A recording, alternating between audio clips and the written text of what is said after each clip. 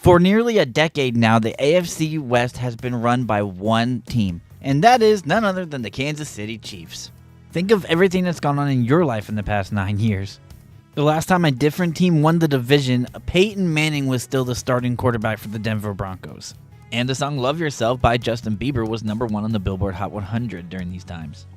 A lot of things have happened during this time span. Like the Cubs winning their first World Series since 1908. We've been through 3 presidential elections. We went through a long period of COVID-19 lockdowns. And now AI is running rampant, and I'm not talking about Allen Iverson. Okay, you get it. That's a long time of dominance. And I was so confident in Kansas City, as one should be, that in last year's preview predictions video, I said not only would they win in 2024, but they're going to win the division in 2025 too. However, it's been another year, so will I still go with this?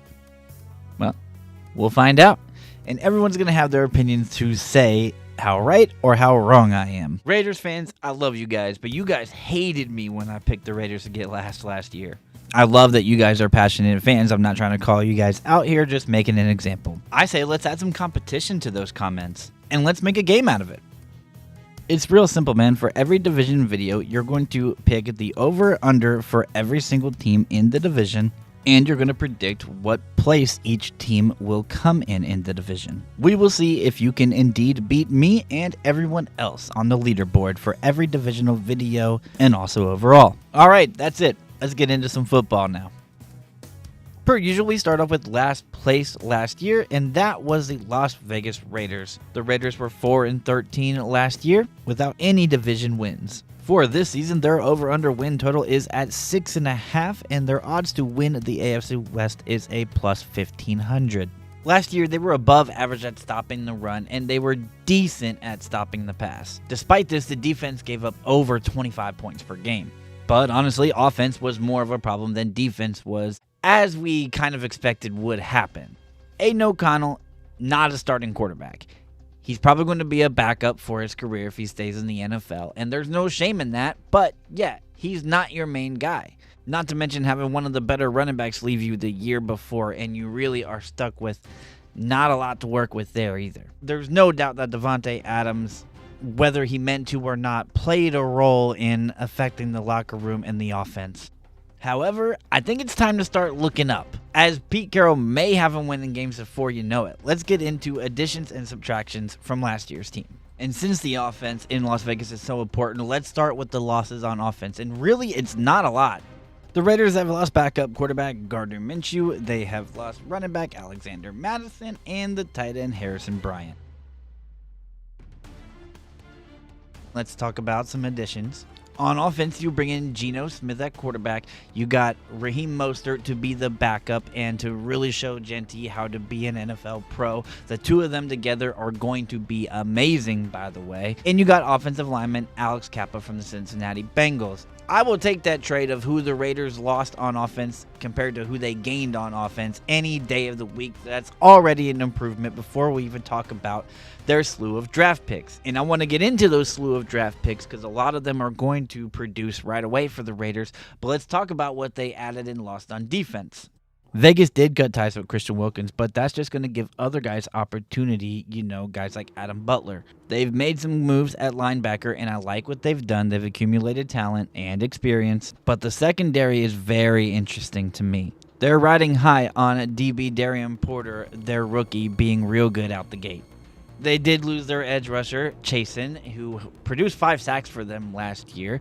He's now with New England. Linebacker Robert Spillane and safety Marcus Epps are 2 others from that defense that went to New England. You also lost cornerback Nate Hobbs to the Packers, but here's the additions. They got 2 big-time safeties coming in here. You know Jeremy Chinn's going to make a big impact on this defense. You just know it. And you got linebacker Roberts, who's had 147 combined tackles over the last 2 seasons. He's going to make an impact too. They also brought in defensive tackle Fotu, who's pretty good at stopping the run, making this a potential top 10 defense against the run. And you know what? I'm kind of drinking that Kool-Aid. I think they were at least going to be 1 spot better than they were at stopping the run a year ago. So they're at least going to be in the top 12. So Raiders fans, get your fucking bubble gum ready because Pete Carroll's going to be on the sideline over there chewing down and working hard. It's a great fit for both him and the Raiders if you ask me. He'll have the team to where it's competitive. I thought the Raiders did an amazing job at drafting. In the first 4 rounds, they got 2 pretty good wide receivers. Genty is already going to be one of the best running backs in the NFL, and he's got Mostert backing him up too. They did have 7 picks in the first 4 rounds, and most of them, if not all of them, are going to be expected to contribute right away to helping win football games. And the last time that Pete Carroll had a bunch of picks to play with, a team in Seattle that was projected to win, I think 5 games or something like that, ended up in the playoffs and getting second in the NFC West. Their schedule, especially at first, isn't so bad either. They damn near play 1 game at home and 1 game on the road for the entire season, but they definitely do for the first 6 weeks. And of those first 6 weeks, they're playing 5 teams that weren't very good on offense the year before anyways. I can pretty much mark week 3 at Washington as a loss, but the rest of those games are winnable for this team. And who knows, maybe they'll surprise at Washington too, though I'm not picking that. So overall in the division, I've got the Raiders getting 4th place again, and I've got them at a 2-4 divisional record. Over the past couple of years, they've not played the Chargers well, especially when they've played them early in the year. Both those times were at LA though. Overall, I'm going to give them a 7-10 record, and that means I'm going with the over on totals for wins and losses. I already know that some of y'all Raiders fans are gonna be pissed at me for saying this, but man, this is a step in the right direction. Alright, good shit. Let's move on to 3rd place. Finishing 3rd place in 2024 was the Denver Broncos, who made a wildcard slot in the playoffs, where they finished 10-7 overall, and they had a 3-3 divisional record. This year, according to what website you look at, have the 2nd or the 3rd best odds to win the AFC West, ranging from plus 300 to plus 350, with the win total at 9.5. Now, the end of the regular season did not go as planned for them or how they wanted to, and neither did the playoffs as they got spanked. And when you include the regular season and the playoffs, they lost 3 of their last 4 games. The only one that they won was the game where the Kansas City Chiefs, rightfully so, were resting all their players in the last week. With that said, with Bo Nix's rookie year and Sean Payton as a head coach his 2nd year with Denver, right? By all accounts, it's a success story for Denver, and they're looking to build upon this. They had one of the better point differentials last year. They had one of the better turnover differentials last year. They had a very stout defense. The only thing they really weren't great at was rushing. Bo Nix was maybe their best runner. But let's look at how they are going to improve or not improve with additions and subtraction. We're combining the offense and the defense because overall it's not a ton of guys, and to me the biggest one was linebacker Cody Barton signing with the Titans instead of Denver. Cornerback Traymon Smith with the Texans, running back Javonte Williams has signed with the Cowboys, and they lost their punter Riley Dixon to Tampa Bay. But now they've got more at the running back position, drafting a running back in R.J. Harvey and getting J.K. Dobbins, who was just on the Chargers last year, who had a great season for L.A. And a big get for Denver, who's going to use tight ends a lot, is getting Evan Ingram. Evan Ingram, they're going to need him to stay healthy, but when healthy, he's going to have a great relationship with Bo Nix. And even though they lost a guy like Cody Barton, they were able to bring in Dre Greenlaw, and we all know how great Greenlaw is. I think this defense is loaded. They're going to be even better on defense. They're going to be even better at running the ball and on offense overall. But the rankings are as follows, and this is before the season, and this is according to PFF, so take both of that with what you will. But the offensive line rankings for them is number 2, and the defensive line is number 8. That's some of the best in the NFL right there. You know, just off the top of my head, you're probably thinking Philly, Pittsburgh, maybe Buffalo. Maybe those be the 3, maybe Baltimore. If you add in overall, that's probably the only 3 or 4 teams that have a better O-line, D-line combo at this point, at least before the season. Oh, Detroit too. And this division is full of great coaches. However you prefer to rank them is up to you. I'm sure Coach Payton had something to do with Drew Brees and Bo Nix working out together in the offseason. And with good reason, a lot of people are expecting Bo Nix and this offense and this team overall to take another step.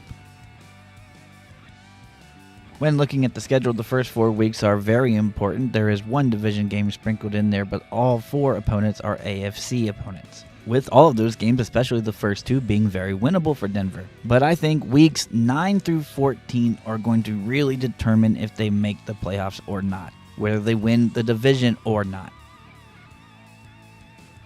Do you think with more time, Sean Payton can help this team get better? Yes, I do. Do I think that Bo Nix is going to be a primary number 1 quarterback for years to come? Yeah, I do. Do I think the offense is going to be better? Yes. All of these boxes check. The one thing that you do have to look at, they got swept by the Chargers last year, and I believe had the Chiefs, started their players in Week 18, they would have got beat. Either way, they didn't beat Mahomes last year. The morale would be boosted through the roof if they could at least split with the Chargers and beat Mahomes one time. Whether it's in Kansas City or home, doesn't matter. Just beat him once this year. So overall, I am going to give them the same division record. I'm going to give them a 3-3 divisional record, and I'm going to put them in second place in the AFC West. Give me the over on the Denver Broncos as well for wins. All right, let's make our way to LA. Now that you know my first 2 picks, the LA can either only get first place or get third place in this division. Which way do you think I will go? While you're at it, I'm going to give you one last reminder to make your divisional picks first through fourth place and also their over-under for win totals.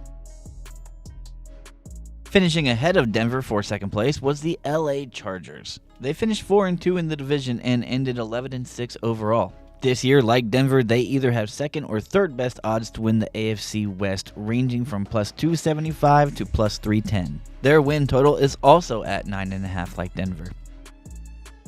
Coach Jim Harbaugh had this team ready to compete and helped get them a wild card spot in their first year together, to the surprise of just about nobody. Like the Broncos in their division, they got bounced in wild card weekend. This team has always had talent, man, but now you're working on defense and you're really running the ball, and this year's additions and subtractions really show what they're going for. They probably lost the most on defense, so we're going to start with defensive losses here.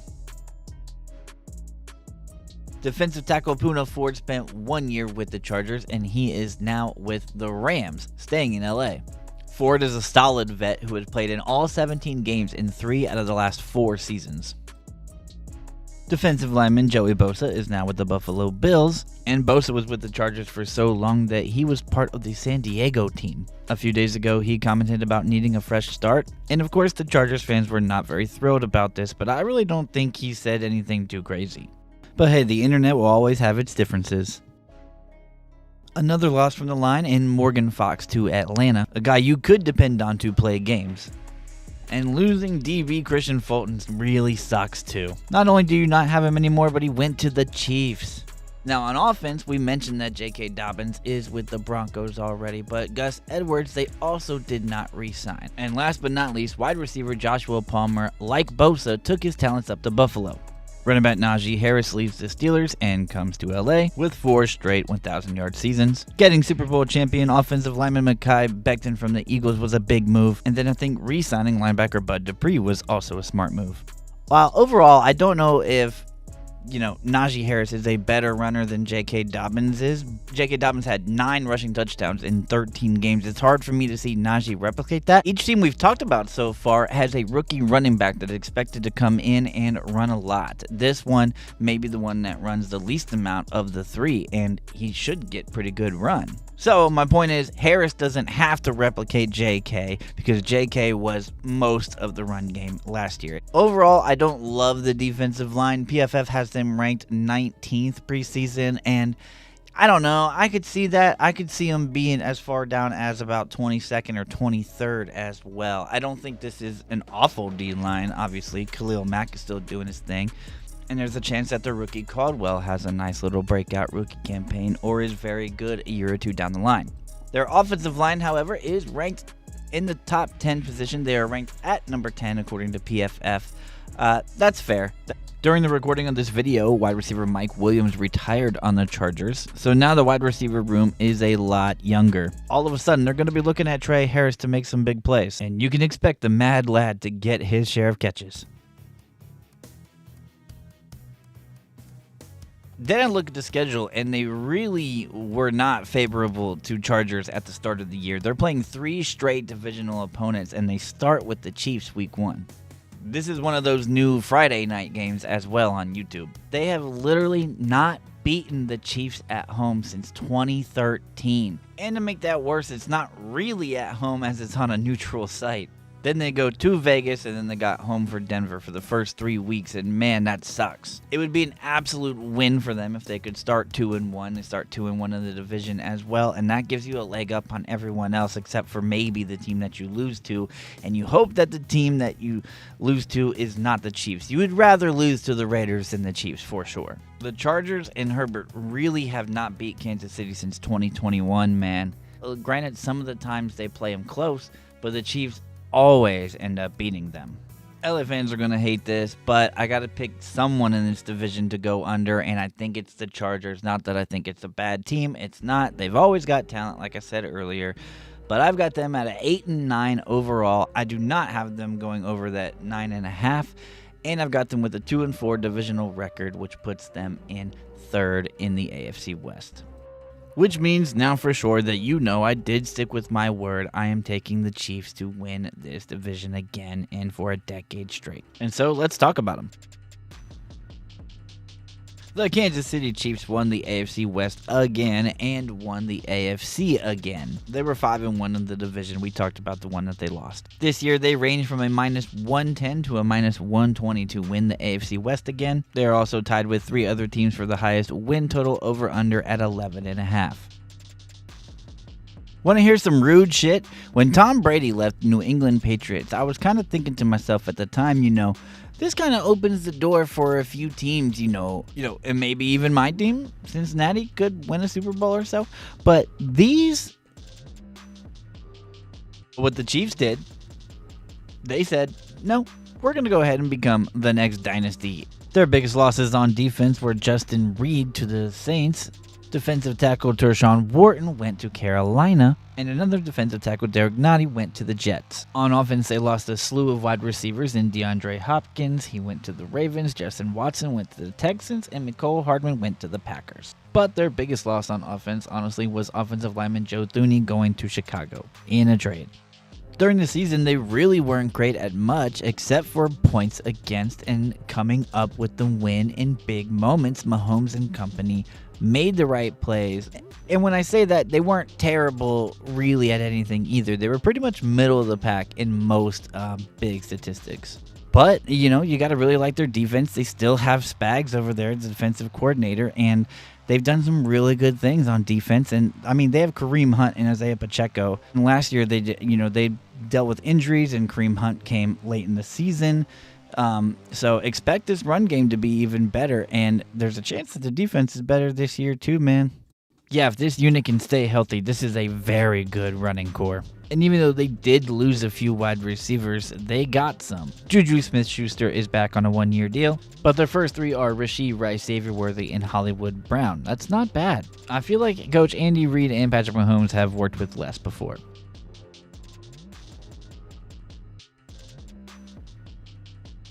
And PFF has the offensive line ranked at 20th, but I believe Mahomes has worked with less before there as well. KC's defensive line is 15th, and yeah, they're going to be pretty good on defense again. There's no doubt about it. They may have the best 1-2 at DB with Christian Fulton and Trent McDuffie. And looking at their schedule, like we talked about, they have a favorable Week 1 matchup, in my opinion anyways. You could also argue Denver here, but to me, I think the hardest game for them is going to Buffalo this year.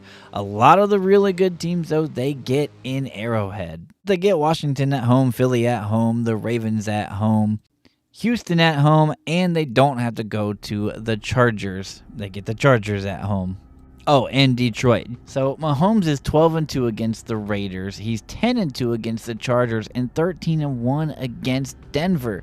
So no, man, y'all got to beat Mahomes first especially at a more consistent basis over these next 2 to 3 seasons, but especially this one, because that's what we're predicting, in order for me to take someone else. Look, you guys are doing the right things, and I believe in what you guys are doing from the coaching standpoint, from defense, all of that shit. It makes sense. It all makes sense. But I just have to believe it when I see it, and I think that's fair, right? I think a lot of people really want the Chiefs to lose the division for once, so I think there's going to be a decent amount of people that are predicting this, and I just can't go with it. Yeah, they're going to win this division. I'm pretty sure about it again. I've got them with a 5-1 divisional record. It could be 4-2 simply because they play the Raiders the last week of the season, and it might not matter for Kansas City. And I initially had them as a 13-4 overall record, but I'm going to move that down to 12-5 actually. It's really not because I think this team is 3 games worse than it was last year. It's more so because it's just really hard to have those really tip-top 14-3, 15-2 records in back-to-back years. And for another reason, like I said, it might not matter for them in Week 18. However, that is going to do it, NFL football fans. What do you guys think? Be sure to let me know in the comment section below. But thank you for watching, guys, and you'll see me in the next one. The next one likely being the NFC South, or maybe we'll go with the NFC East. Stay tuned for more of America Sports.